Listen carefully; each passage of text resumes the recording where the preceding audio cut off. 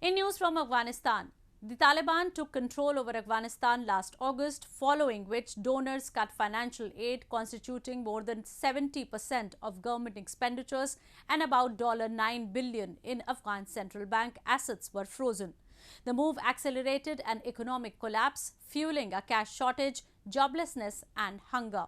Senior Taliban leader and the first deputy of the Prime Minister Mullah Ghani Baradar has once again called on the international community to remove sanctions on Afghanistan.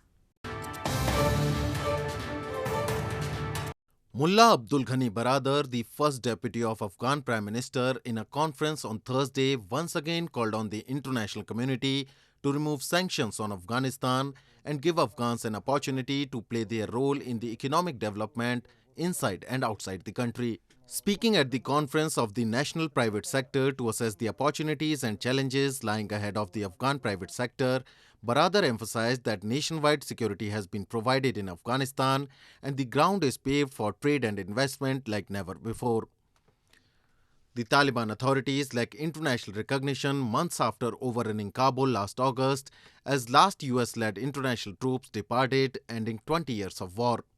Donors cut financial aid constituting more than 70% of government expenditures, and about $9 billion in Afghan central bank assets were frozen.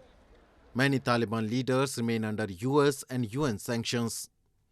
The moves accelerated an economic collapse, fueling a cash shortage, joblessness and hunger, prompting UN warnings that more than half of the 39 million people face starvation.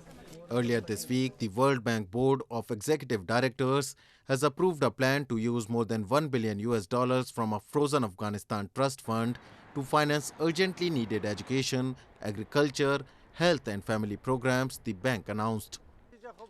The plan, which will bypass sanctioned Taliban authorities by dispersing the money through UN agencies and international aid groups, will provide a major boost to efforts to ease countries' worsening humanitarian and economic crisis.